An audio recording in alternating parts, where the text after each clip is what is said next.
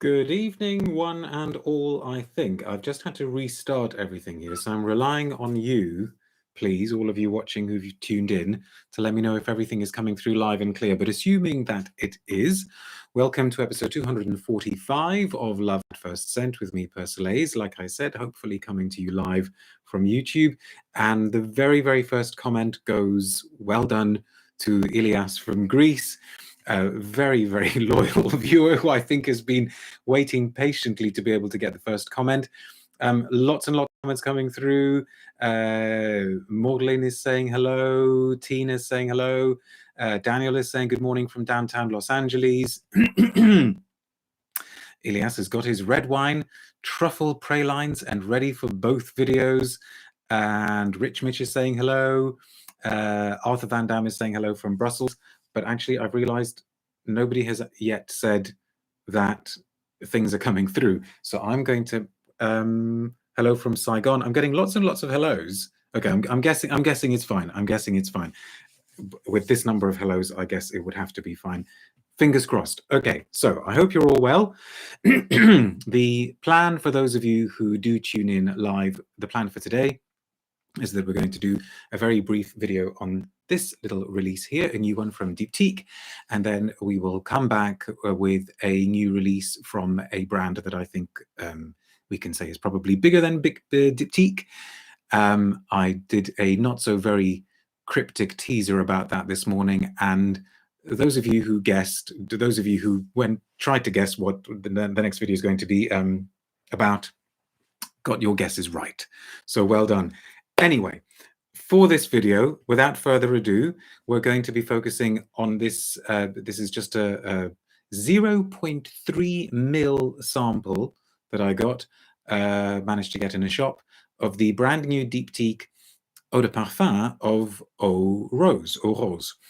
A lot of you will know that in 2012, I believe, they released the EDT, the Eau de Toilette of Eau Rose. I know Herb is saying 0.3 mils. Well, I know. I mean, you'd think if you were going to go to the effort of doing this really quite attractive packaging and the whole sort of pull and spritz thing, you'd at least put like 0.5 ml in there. But somebody obviously did their sums and thought, no, 0.3 mils is what it's going to be. That's the most sort of streamlined quantity to put into this. This is composed by Fabrice Pellegrin, whose work I always find interesting and I always enjoy checking out. But as Enrique says, stingy. Well, I don't know. They probably did their sums right. Maybe they thought this is how much people need in order to make up their minds about whether they're going to buy a Diptyque. And I wasn't going, because I sprayed this straight away. As soon as I got home from this particular shop, I sprayed it. I thought, okay, well, I love rose. Let's see what this rose is going to be like. And as far as roses go, I didn't think it was especially memorable. But in this very same shop, which will remain nameless because I don't, it's going to sound like some sort of an endorsement or something. In this very same shop, I found at a crazy, crazy discount a rose that I have had my eye on for a little while, but I always thought it was on the pricey side. But at the discount that this shop was offering it, I could not resist it. So I bought it. And then I thought, well, I could actually talk about this, but then say, if you'd like a really interesting rose, try this other one, which you know what it's going to be if you've already seen the title of the video. So let's just have a quick spritz of the EDP of Eau Rose from Diptyque. And I need to make sure that I aim it. I've just seen Angela's. You'd need 4 times that amount to smell a Joe Malone. Oh, and missing the colourful shirt, says Shabir. Well, you can't always have colourful shirts, can you? Right, what's the best way to do these? These things are... I did manage to get some on my skin, but of course, this is crazy. Has anything actually come out? Well, that's 0.1 mils, 0.2. That's it. That's your 0.3 all gone. No, I can assure you that, yeah, some has emerged. This is crazy, isn't it? Can you hear is that coming through at all? Khadija says, I found Diptyque's EDT and EDP formulas to be similar to each other, like one is a little deeper, but they aren't too different. I think I have just about exhausted this. Of course, I'll say that and then suddenly spritz myself in the face. Anyway, there we are. Got to do what you do with toothpaste, get the scissors. Ah, yes. Anyway, the wheezing came through, did it? Now, as you know, well, there are very few perfumery ingredients, there are very few perfumery notes out there that I actively dislike.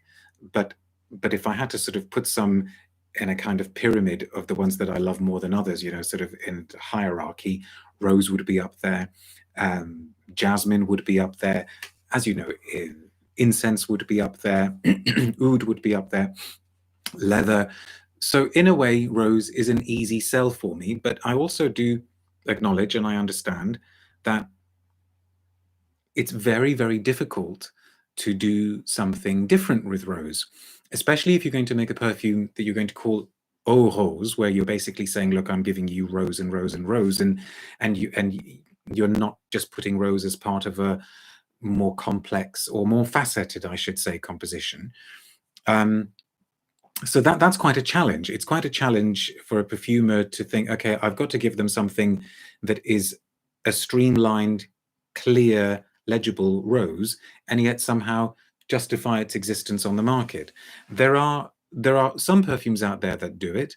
Serge Lutin's Sa Majesté la Rose, I think, is still a kind of benchmark in that kind of genre of, yes, it's a soliflor, and we know from the first spritz that we're getting a rose, and in the middle stages we're getting a rose, and in the end stages we're getting a rose, and yet somehow through some special alchemy it manages to remain beautiful and interesting. But a lot of straight up and down roses out there are fairly forgettable, and I'm sorry to say that I think, sort of pleasant though it is, it does fall into that forgettable category. Now, I saw somebody said, somebody mentioned artichoke, and I think that comment has already gone, because yes, apparently this is meant to contain an artichoke note that occurred somehow through some kind of accident, through chance.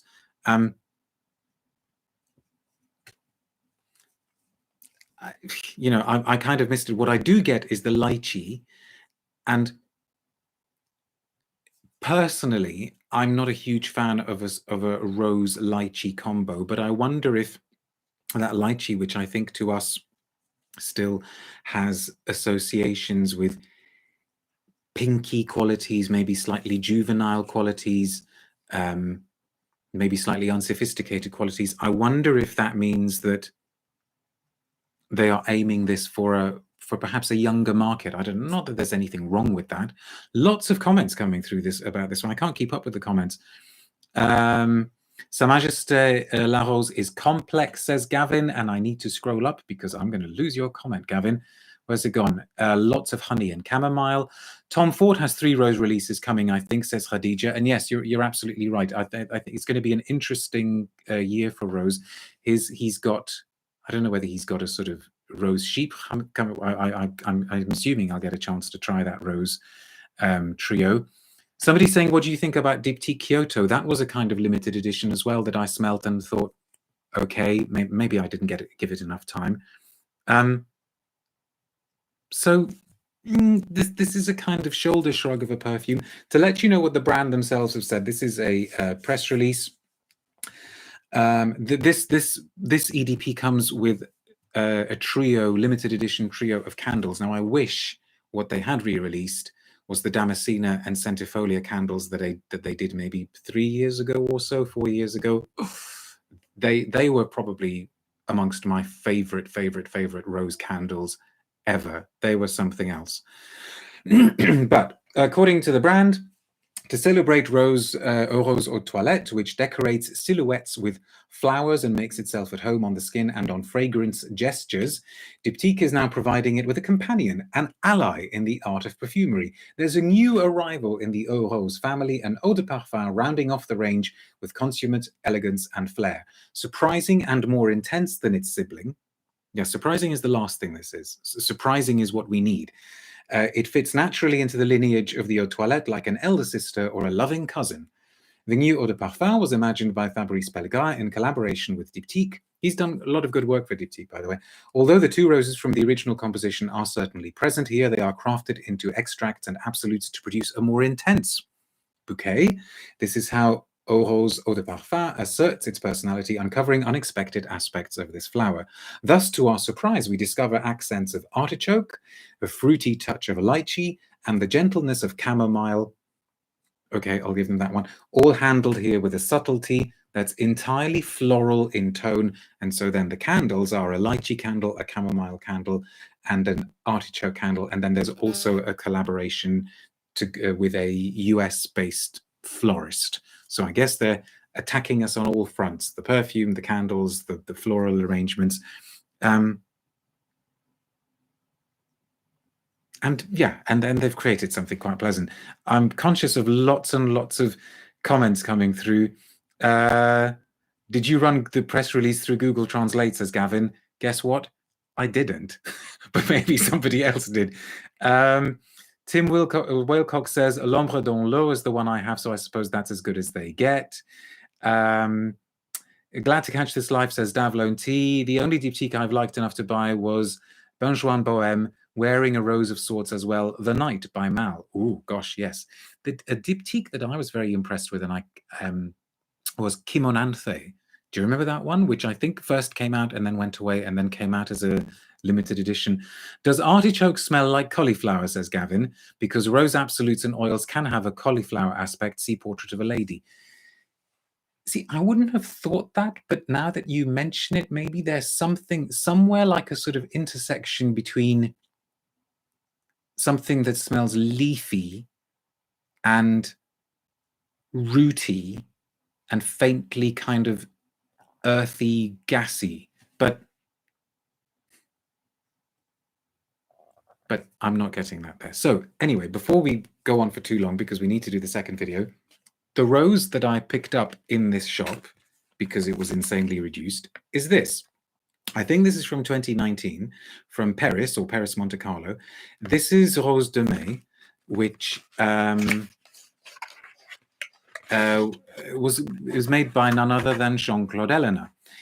He's done a few things for them since then. I think at the same time as he did the rose, he also did a jasmine de Pays. And I'm pretty sure I've mentioned these on the blog. I'm pretty sure I may have mentioned them in 2020. But I thought now would be a good, well, maybe not. Now would be a good time to remind you of them. Where should we? Let's pop him next to the Lego Persolaise. Everything is going to fall over now, because this is a Soliflor. Absolutely, it's a Soliflor, and yet for some reason, tell us the shop, says Gavin. It's in Kingston. It's a department store in Kingston upon Thames. I have no idea if they do, if they do internet orders.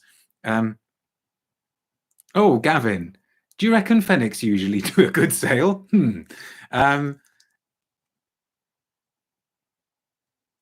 See, now this is really, really stunning. And I'm trying to think to myself, okay, so what is it that makes it stunning? And I think somehow it's because maybe what it is that the Diptyque feels like, with the lychee note, maybe it feels like it's trying just that tiny little bit too hard to smell naturalistic, and it tips over just into the sort of wrong side of fakery, and so you don't quite believe that this is naturalistic. Whereas here in the Perris, Jean-Claude Ellena has just somehow managed to not over-egg the pudding and just completely convinces you that you're falling asleep on a beautiful spring afternoon, summer afternoon, and somebody's suddenly showering you with rose petals. And what that difference is something that I would need like an expert perfumer to tell me. I mean, okay, the one thing is that this one doesn't contain those slightly sicklier lychee notes. It's greener. It's maybe just a touch more peppery.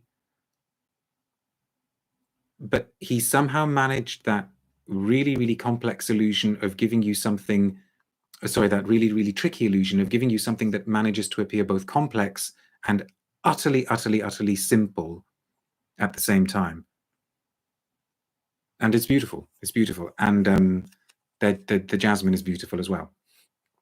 So that is it for this video. Thank you very much for watching. Do feel free to tell me in the comments what some of your favorite rose notes are. Lots of people talking about which shop in Kingston I may have gone to. They only had 2 of these left, so, and I bought one of them. So unless they put some more out, I think you're probably out of luck. Anyway, if you're watching live, stick around for a few minutes because we will be back with something from Chanel.